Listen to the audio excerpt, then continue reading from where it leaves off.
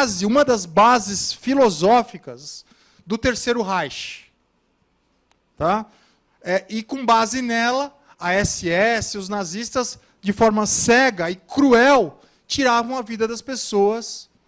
E que se essas pessoas tinham que morrer, os cientistas nazistas acreditavam que elas pudessem deixar alguma contribuição científica para a sociedade.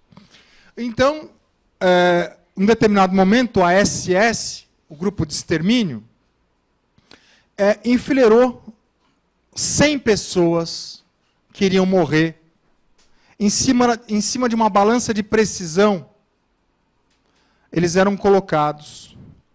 E eles queriam saber qual que era a variação de peso no exato momento da morte. Então, eles colocavam lá os equipamentos para ver o momento que o coração ia parar, no exato minuto que o coração ia parar. E se no exato minuto em que o coração para, a balança teria alguma oscilação. E câmeras filmando tudo aquilo. E esses pesquisadores, esses cientistas, tiveram contato com esse material para escrever o seu livro, O Despertar dos Mágicos, que conta diversos episódios ligados à investigação paranormal, que eu recomendo que todos os interessados leiam. Alguém já leu O Despertar dos Mágicos? Ninguém? Doutora Patrícia, eu sei que está lendo. Bem, senhores, no exato momento da morte, em todos os casos, a balança oscilava 3 gramas. 3 gramas em 100 mortes. A câmera, em 70 mortes, ela presenciava, claro, tudo em preto e branco na época, presenciava um facho de luz. Em alguns casos, captou um facho de luz. Se não me engano, foram em 70 casos dos 100 casos, um raio de luz, um pequeno filete, uma oscilação da imagem no exato momento da morte. Ou seja, pela teoria nazista, a nossa alma ela teria o peso de 3 gramas. Ou seja, nós temos uma consciência espiritual dentro do nosso corpo. Né? E pela teoria espírita, nós encarnamos e reencarnamos várias e várias vezes para atingirmos um grau de amadurecimento espiritual, intelectual. Para quem assistiu ou leu o Nosso Lar, nós vamos para outros lugares, o nosso espírito, e lá nós somos tratados, somos cuidados, temos aulas. Né? Essa é a teoria espírita. E me parece que nós temos alguns espíritas aqui hoje na sala, né? Junto conosco. Pediria que levantassem a mão novamente, os espíritas. Perfeito. Pediria que o senhor viesse me trazer uma experiência sua, como espírita, acerca do que é a investigação psíquica, e se o senhor já teve algum sonho, se o senhor já teve algum contato com o sobrenatural. E qual que é a sua visão? Boa noite. Primeiramente, meu nome é Semi, e eu vim aqui com muita curiosidade, exatamente pelo fato de ser espírita e por pertencer a uma associação jurídico-espírita. Tá? Então, eu vim exatamente atrás disso, e por conta disso. Não tenho experiências psíquicas ou mediúnicas a relatar, porque eu não tenho esse dom. Tá? Eu não tenho. Então, esse tipo de experiência. Perfeitamente. Na vida após a morte. Perfeitamente. O senhor é advogado? Sou advogado. O senhor, como advogado, o senhor acredita que o Poder Judiciário, em alguns casos, ele pode, como aconteceu no caso de Chico Xavier, autenticar alguns relatos e usar esses relatos como prova em investigações psíquicas? Existe, inclusive, um livro escrito por uma colega, uma companheira nossa da AGE, inclusive, a doutora Michele, tá, que trata desse tipo de prova. Particularmente, eu acho o seguinte, eu acho que ela deve ser vista com cautela, apesar de eu ser espírita, mas ela deve ser vista com cautela, e desde que ela também possa estar de acordo com as demais provas dos autos. Tá? É claro que, se contrariar totalmente as demais provas, não pode ser levado em consideração. Né?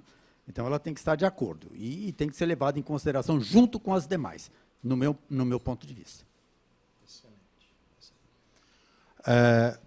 Eu sei que o senhor não viveu nenhuma experiência e não tem casos pessoais a relatar. O senhor teria algum caso que algum colega seu, interessante, ele trouxe em algum grupo de discussão que o senhor queira dividir conosco?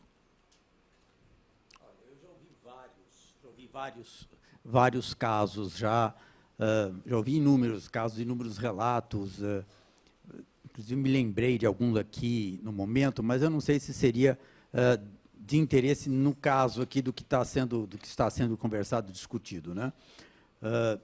Eu já ouvi até relato de gente que dançou com morta, tá? Até isso, mas não sei se é o caso aqui.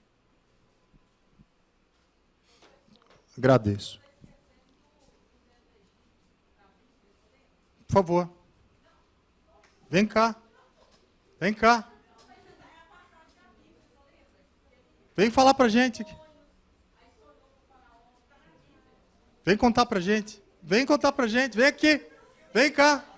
Ah, então eu vou aí. Você não vai? Então eu vou ter que levar o microfone aí. Ela começa e não termina? Não é questão de oratória, né? Não, eu só estou lembrando o senhor da Bíblia, não tem o José do Egito? Que previu os sonhos. Você lembra? Previu do faraó, época de fartura. Então, por isso que eu acho que o senhor está certo. Estou certo. Então, o senhor está certo. É possível desvendar um crime através de sonhos. É possível nós desvendarmos um crime através de sonhos, através de um médium, desde que, conforme o doutor, essas provas trazidas sejam autenticadas e estejam de acordo com as demais provas dos autos. No caso que eu relatei, no caso envolvendo Chico Xavier, já existia uma briga entre os dois, um dia antes, entre os dois amigos, o que levaria a crer a um caso de vingança. O Ministério Público sustentava a tese da vingança, ou seja, não estava de acordo com as provas dos autos. O que foi contundente nesse caso, na prova psicográfica, é que nós precisamos ter alguém vivo, ou alguém muito próximo àquela pessoa que faleceu, para poder autenticar de fato aquela imagem, perdão, aquela foto, atestando que aquela foto ela é real, né? Tem uma moça que uma foto dela que está circulando na internet, e eu tenho um amigo que é muito sensitivo, né? Eu sou, mas num grau um pouco menor, né? Esse amigo meu é muito sensitivo. E eu mostrei a foto dessa moça desaparecida. E ele pegou a foto e disse: ela morreu. Ela está morta. Eu falei assim: como que você sabe que ela está morta? Porque, de forma inexplicável, eu vejo alguma coisa atrás dos olhos dela na foto. E quando eu olho a foto, eu vejo uma pessoa sem vida. Ela já não está mais entre nós. Eu fiz isso como uma mera curiosidade de um pesquisador, né? Tempos depois, essa moça apareceu morta. Circulou no Facebook, nas redes sociais, a notícia de que ela já não estava entre nós. Então nós vivemos também, nós precisamos tomar muito cuidado com esse tipo de discussão, porque nós precisamos separar a fantasia da realidade. Eu acho que o meu marido está me traindo. Eu acho que a minha mulher está saindo com outro. Esses achismos também são muito perigosos, né? Eu me lembro das minhas aulas de direito penal. Eu tive aqui na UAB minhas primeiras aulas com o professor Monfredini, que faleceu. A UAB ela tinha, nos anos 90 e nos anos 80, um programa de estágio. E o professor Monfredini ele apresentava aqui nesse auditório a tela de Picasso, para falar da verdade, né? Para falar das nossas impressões no campo do direito penal, no campo das nossas investigações psíquicas. E ele virava para mim, Coriolano, o que você vê quando você olha essa imagem? Um homem levantando, ele puxando as calças, jogando dinheiro de relance, colocando dinheiro, uma moça meio que arrumando os seios, né, na cama, né? Ela meio de lado, numa foto semissensual, ele deixando o dinheiro, aquele criado do mudo, uma luz meio erma, uma porta, algumas imagens ao fundo. O professor é um homem pagando uma mulher após uma noite de prazer. Quem aqui concorda com o Coriolano? Todo mundo se deixou levar pela minha sugestão, né, da foto. Aí ele me explicou, Coriolano, vamos olhar mais detidamente a foto? Daí ele começou a ampliar a foto. No fundo, bem ali no fundo, tinha uma criança correndo na sala. Ao fundo na foto, no detalhe da foto. Tinha um café no bule na sala. Tinha, ali, quando ele estava jogando o dinheiro naquela cena, que é uma fotografia perfeita, tinha 1 litro de leite, um galão de leite vazio. Ou seja, a interpretação do pintor da obra é de que o marido se levantando da cama e deixando o dinheiro do leite para a família. Uma mesma visão, uma mesma pintura, ela comporta diversas interpretações diferentes, né? Agora eu quero que venha aqui à frente, dos senhores que sonharam, e que sentiram, alguém que possa dividir conosco uma experiência relativa a um aviso em sonho, algo que você sonhou, por favor. Vem cá com a gente, vem compartilhar com a gente a sua investigação, a sua leitura do mundo. Descartes dizia que quando nascemos, navegamos pelo grande livro da vida e começamos a escrever a nossa história.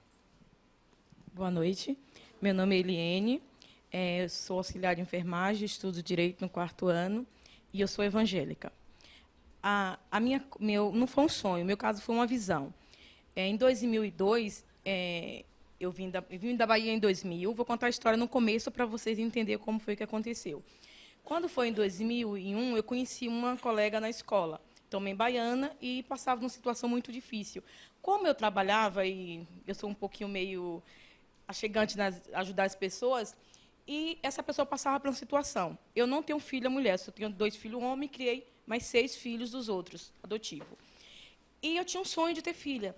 Como essa pessoa tinha 2 crianças meninas, passava numa situação difícil, eu comecei a ajudar e comecei a levar essa pessoa para minha casa, passar final de semana, ajudando. Então, aí tudo bem. Consegui emprego para ela na mesma firma que eu trabalhava. E, para mim, no ciência, eu acho que eu não enxergava a verdade. Um dia eu trabalhava, na época eu não trabalhava na enfermagem, que eu não encontrei e consegui, fui trabalhar de passadeira, num Bom Retiro.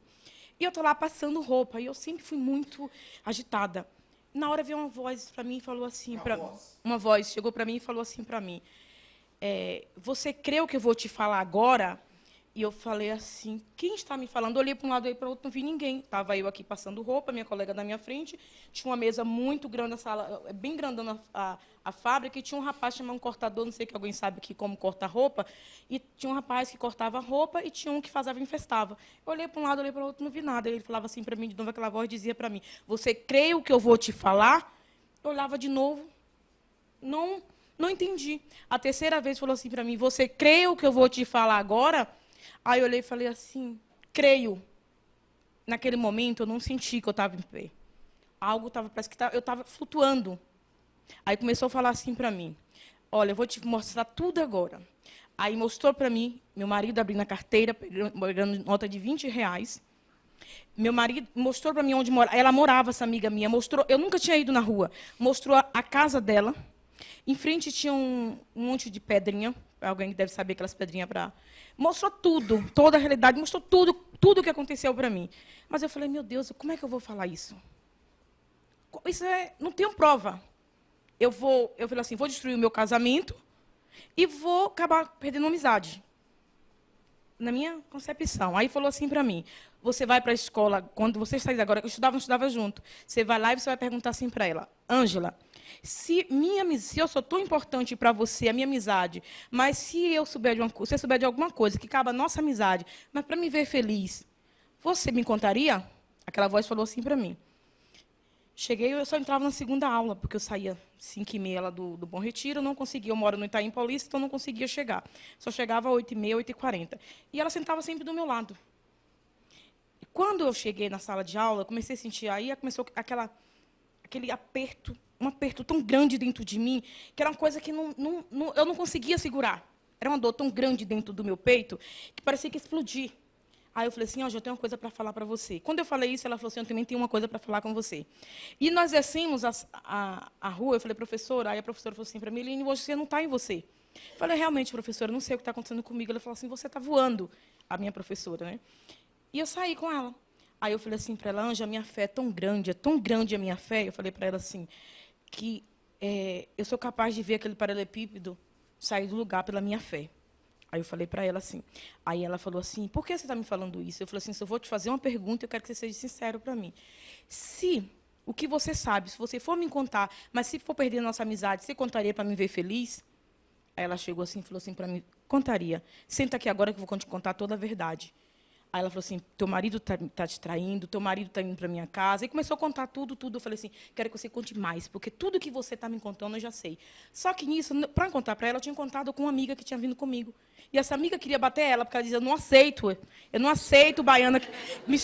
Ela me chamava, todo mundo chamava de baiana. Baiana, não aceito a Ângela fazer isso com você.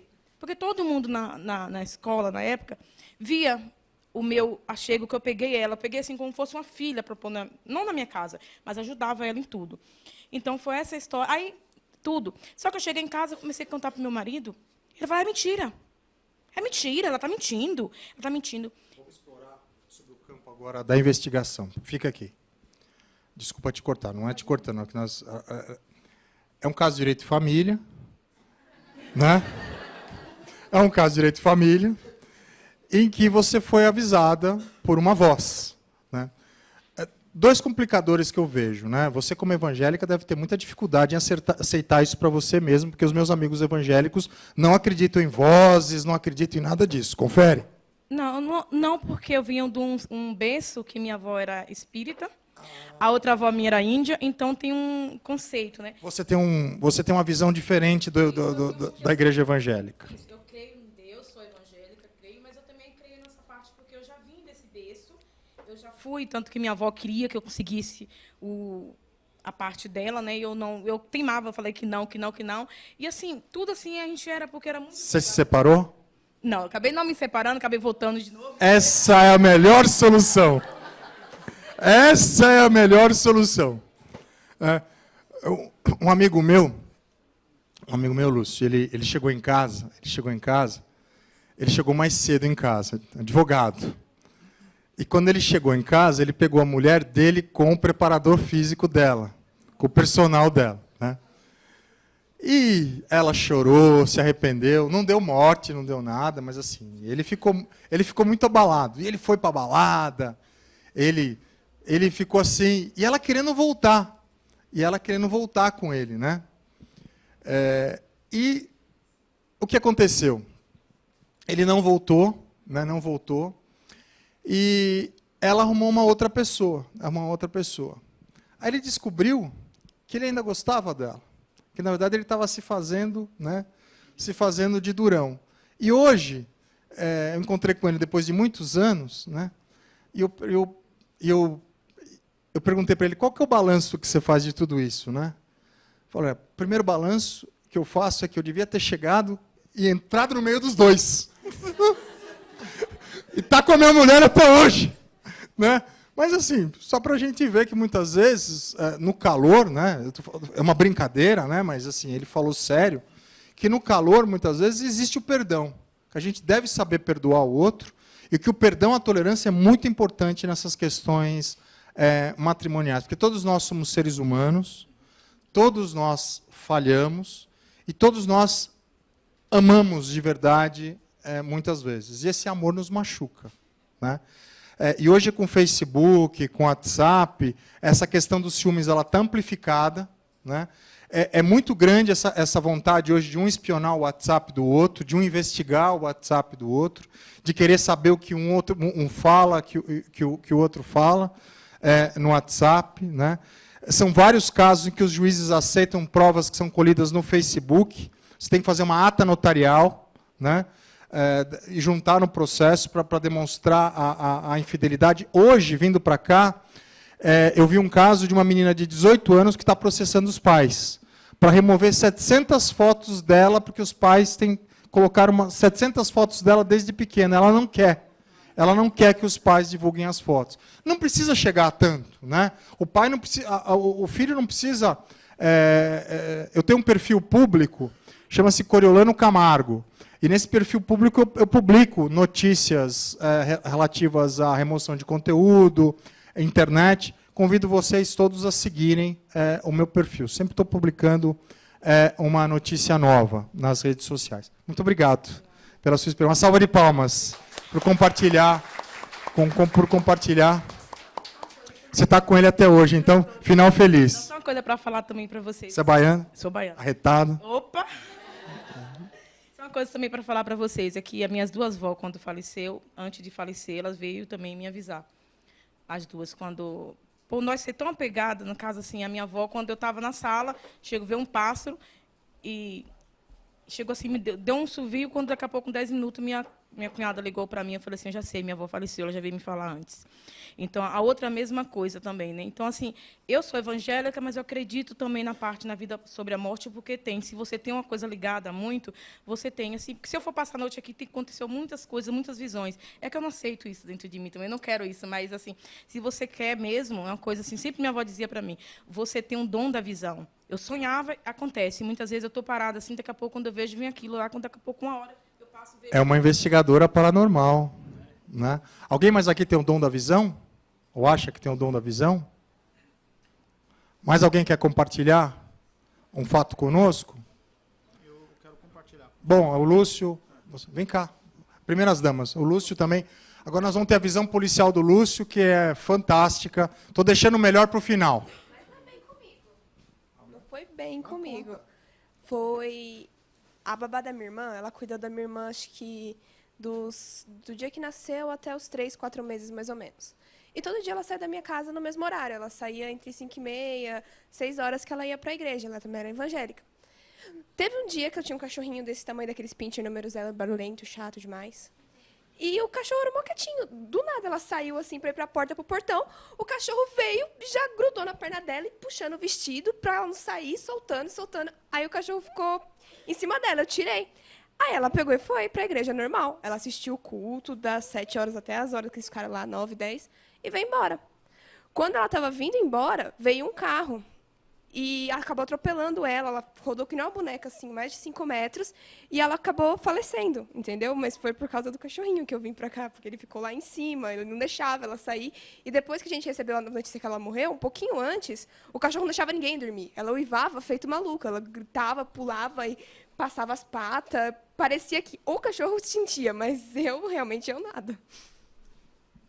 Senhores, esse é um caso de percepção animal. Dizem que os animais que são muito apegados, eles são extremamente sensitivos. Eu tive uma experiência assim na minha família. Quando eu tinha 8 anos, eu ganhei o Mark, que era um pastor alemão, muito forte, muito bonito. Meu pai era capitão da Polícia Militar, mandou treinar o Mark no canil. E o meu vizinho não gostava do meu cachorro e também não gostava do meu avô, porque o meu avô tinha uma risada gostosa, era uma pessoa muito alegre, era um libriano assim muito alegre, sabe, uma pessoa fantástica. Então, ele dava risadas altas em casa, o vizinho... E meu avô gostava de andar com o Mark na coleira, porque ele era muito, muito disciplinado. O vizinho, na ocasião, tentou agredir meu avô, porque meu avô ele falava, o senhor deve rir mais baixo, o senhor me acorda, o senhor atrapalha o sono de todo mundo aqui, o senhor é muito escandaloso. Meu avô só era uma pessoa alegre e o vizinho era extremamente intolerante com ele. E o vizinho falou, o dia que o senhor não tiver com esse cachorro, eu vou dar uma surra no senhor. Aí o vizinho comprou 2 Dobermans. Mandou treinar os Dobermans, e, sem que nós soubéssemos, estava preparando os Dobermans para atacar meu avô e o meu cachorro, né? De forma maldosa. Nesse dia, que já estava tudo preparado, que ele já estava na praça, próxima, olhando, aguardando, porque virou caso de polícia depois, aguardando o meu avô sair de casa, o Mark não saía do lugar. Ele não se movia. E ele era uma pessoa que ele vinha com a coleira no dente, dá para o meu avô. Ele não saía do lugar. Imóvel. Parecia uma pedra. Meu avô, com muito custo, com a ajuda do meu pai, conseguimos colocar o cachorro, o Mark, mas assim, ele parecia um gatinho antes de sair de casa, um gatinho imóvel. Quando ele foi para a rua, ele levantou a antena, ele era outro animal, ele era outro cachorro. Ele tomou um porte, nós estranhamos, né, porque ele não saía daquele jeito, antenado, e eu comecei a olhar, fiquei curioso, comecei a olhar o meu avô passeando, e daqui a pouco o vizinho solta os 2 cachorros em cima do meu avô. Senhores, o cachorro, quando ele gosta, ele dá a vida pelo dono, né? E ele lutou, e ele matou um dos cachorros e feriu gravemente o outro. Ou seja, um pastor alemão, sozinho, que ele era muito forte, ele era um cachorro diferenciado.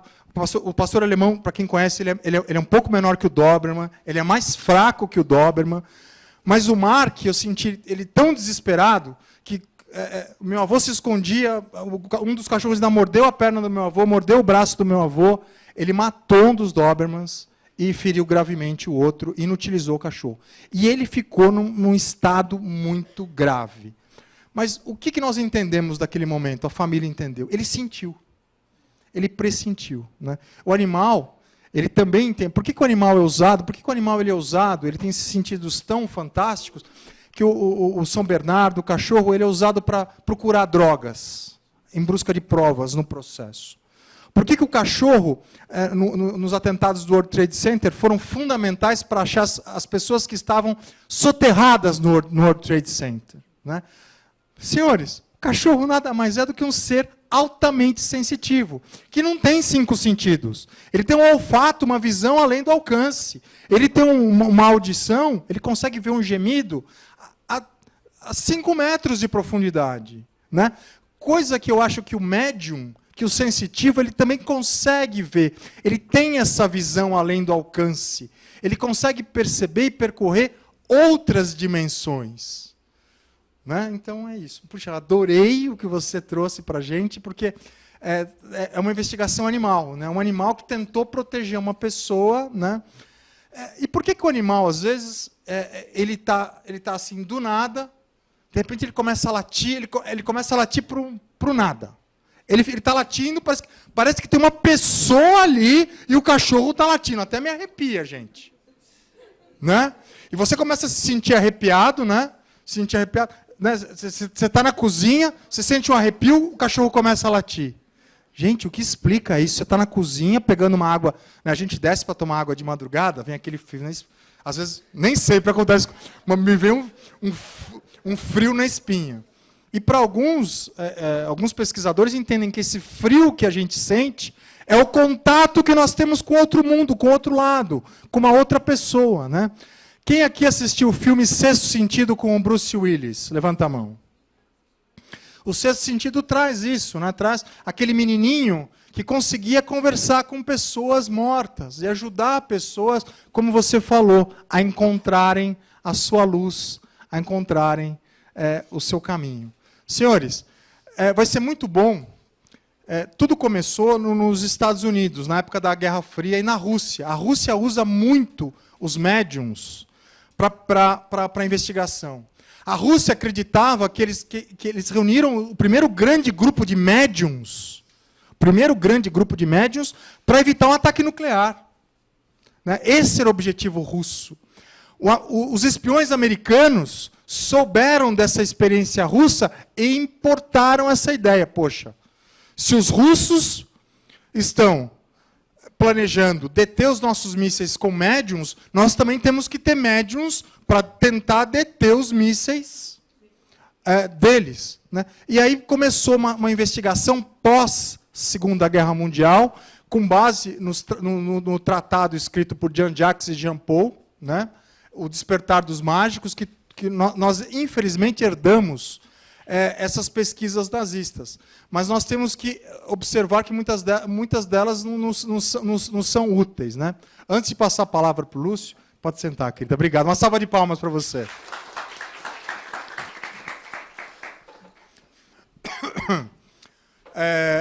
O Chris Carter, o criador de Arquivo X, ele tinha 2 grandes projetos nos Estados Unidos. O primeiro grande projeto era o Arquivo X, era a série Arquivo X. Mas o Chris Carter, como pesquisador, diretor, cientista, né, como Robert Campbell, e o Chris Carter era um grande fã do livro do Robert Campbell, O Poder do Mito, né, um gênio, Robert Campbell. Leiam O Poder do Mito, que vai desde os mitos mais antigos até Star Wars. É fantástico o livro, O Poder do Mito, de Robert Campbell. Senhores, o Chris Carter ele começou a criar uma série, a primeira grande série para TV séria, que se chamou Millennium. Pouca gente assistiu Millennium, né? Poucas pessoas, porque é uma série que não fez sucesso, mas está fazendo muito sucesso agora na Europa. Porque essa discussão acerca da investigação paranormal hoje está muito presente na Europa, na França principalmente, em função dos últimos ataques. Hoje a França reuniu um grupo de médiums do mundo todo para começar a tentar prever ataques terroristas. Tá? Israel já faz isso, né? Ou seja, é o Estado tentando se utilizar de todos os recursos para evitar o pior. Bom, e o Chris Carter, ele foi até o FBI, ele foi até a CIA e descobriu que o FBI tem uma operação que existe até hoje, chama-se Operação Dragão. A Operação Dragão ela foi a base da série Millennium.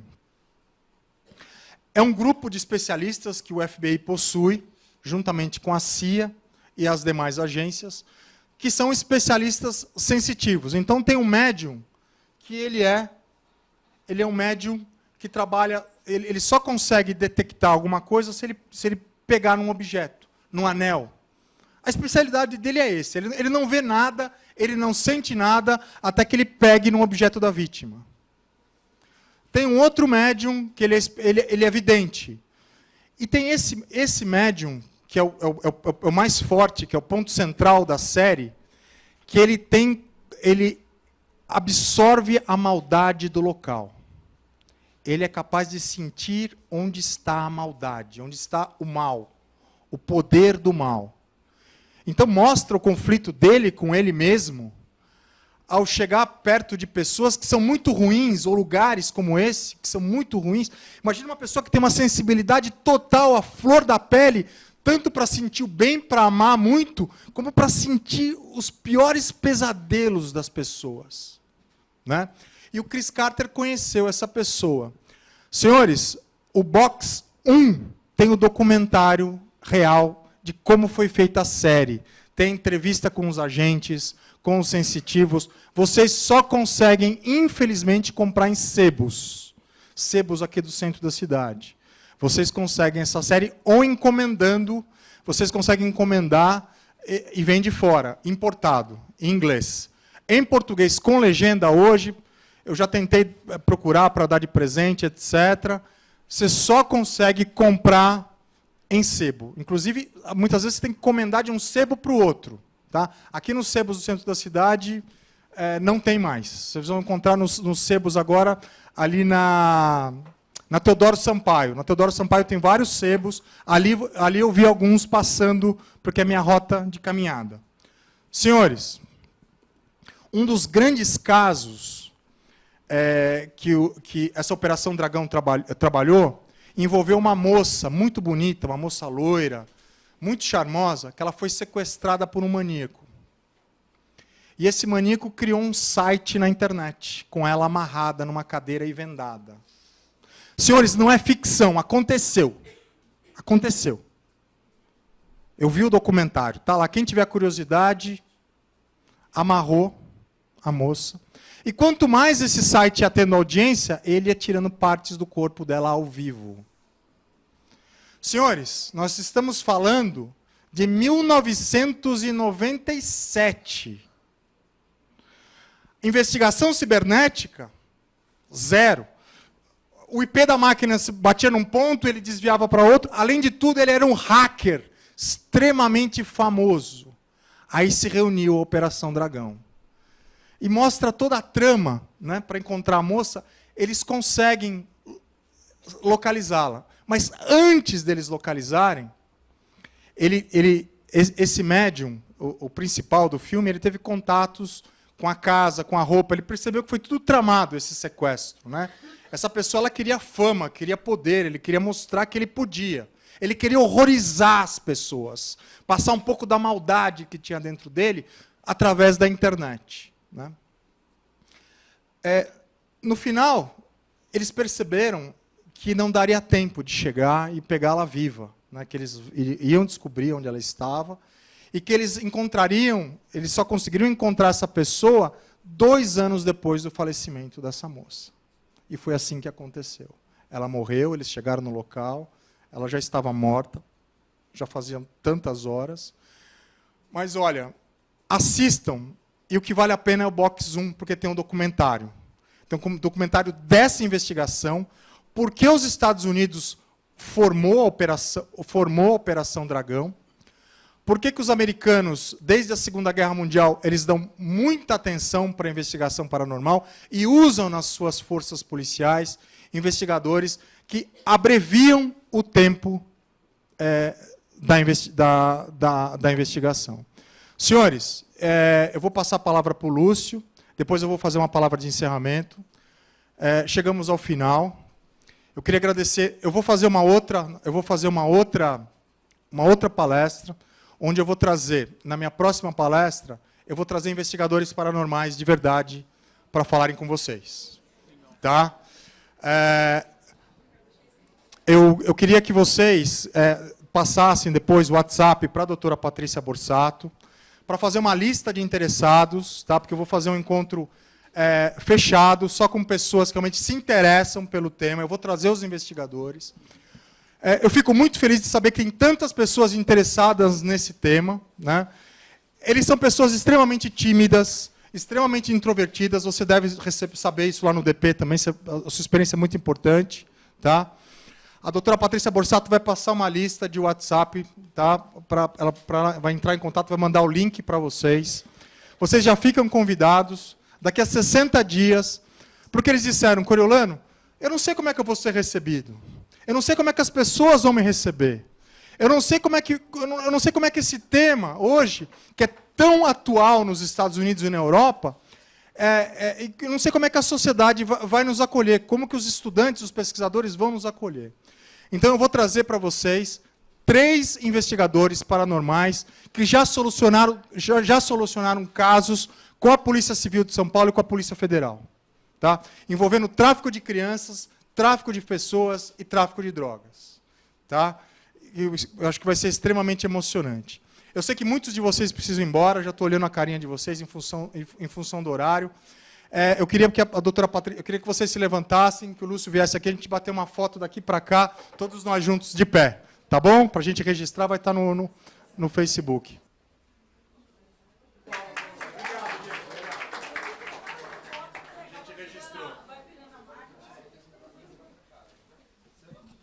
Bom, eu queria passar a palavra para o Lúcio, que é um policial sensitivo, que vai passar para a gente um pouco da experiência dele lá no plantão policial. Bom, boa noite a todos. Boa noite a todos. Agradeço o convite do Dr. Coriolano. Primeiramente, eu queria fazer uma brincadeira. dizendo que logo após a minha inscrição nessa palestra, eu tive a sensação de que eu passaria por uma situação embaraçosa, tá? E isso é bastante embaraçoso para mim, porque eu não estava preparado. Eu vim como ouvinte e, de repente, me vi convidado pelo Dr. Coriolano ali na hora do café, instantes antes do início da palestra, e ele me perguntou se eu tinha interesse, e eu disse que eu era policial, e ele falou que eu muito contribuiria. Pois bem, desde pequeno eu sempre tive muita sensibilidade. Eu me lembro que eu fui num atendimento psicológico e a psicóloga tentou participar, fazer alguma participação com ela, e ela colocou aquele jogo cara a cara para eu descobrir a cara que ela estava brincando. E eu coloquei a mão por cima das fotografias e eu peguei e falei assim, é essa. E ela falou assim, como que você consegue fazer isso?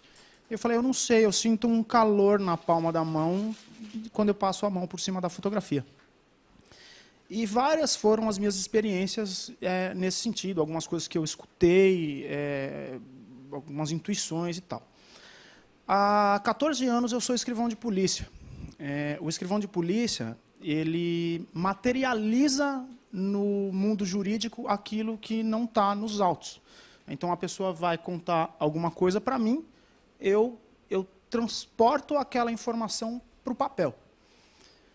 E muitas vezes, isso não acontece sempre, tá? Mas muitas vezes, quando eu estou num trabalho, eu tenho uma sensação, ou eu escuto alguma coisa, ou eu tenho uma sensação, como o Dr. Coriolano disse, um frio na barriga, um aperto no peito, ou alguma voz fala para mim assim, isso é verdade, isso é mentira. A gente não tem também como saber, até porque a gente está buscando provas. O trabalho da Polícia Civil é buscar provas da materialidade de um delito.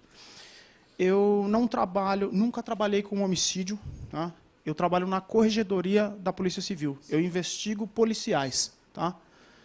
E já faz anos que eu faço isso. E às vezes, a gente se depara com situações que, infelizmente, cortam na carne da própria Polícia Civil. E em algumas situações eu senti, né? Isso não é verdade.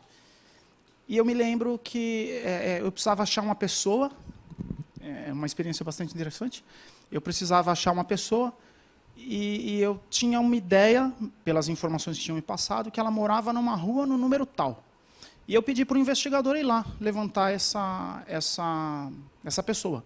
E ele foi até a rua e voltou e falou, a pessoa não mora nessa rua, nessa casa, não achamos. Eu falei, posso ir?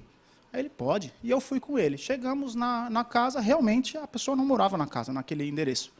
Eu pedi para descer da viatura e parei na frente da casa e aí comecei a andar pela rua. Andando pela rua, eu falei assim, a pessoa mora nessa casa aqui.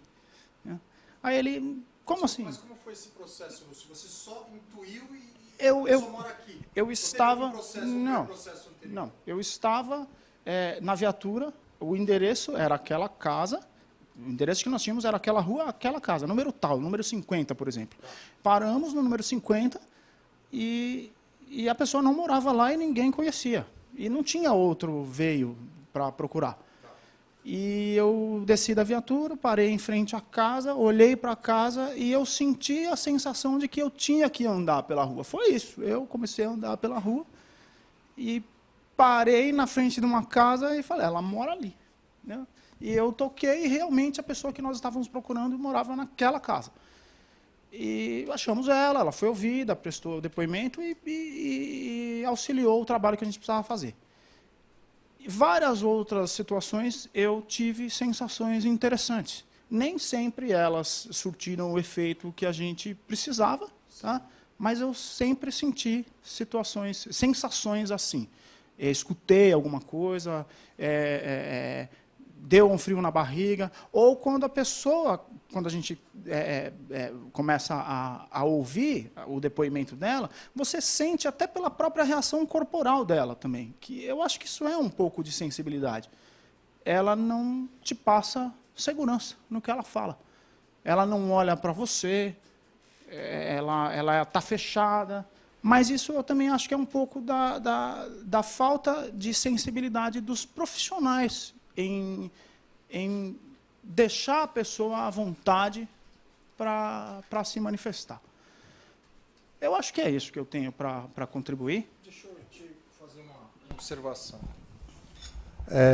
Lúcio, você faz parte de um grupo jovem da Polícia Civil, você está há 14 anos na polícia. Exatamente. Né? E você acredita na ideia de que, no futuro, as forças policiais elas levarão em consideração, para recrutar os policiais no exame, a questão da sensibilidade? Primeira pergunta, você acha que a polícia ela pode incorporar sensitivos da iniciativa privada que queiram colaborar com as forças policiais, ou nós estamos longe dessa cultura, como acontece na Rússia, nos Estados Unidos e na Europa? Bom, porque é algo que você já utiliza sim, na sua atividade policial. Exatamente. Isso depende muito da gestão, né, da instituição. E nós estamos passando, eu entendo, não é nem a polícia, eu acho que é a sociedade. A sociedade está passando por um processo de transformação. A gente vê a transformação acontecendo. Pelo menos eu vejo transformações acontecendo. E eu acredito que a gente essa transformação vai dividir o ser humano de uma forma que vai fazer parte entender que sim, parte entender que não. E o gestor policial, acho que o diretor de polícia, que é o delegado-geral, ou até o governador, que é o chefe da polícia no Estado, eu vou tentar me expressar melhor. No poder público, só pode acontecer aquilo que está na lei. Não pode acontecer coisas que não são previstas, é vinculado. Então, precisa do reconhecimento do legislador. O legislador precisa entender que isso é possível. Senão, acredito que não teria tantas condições nesse sentido.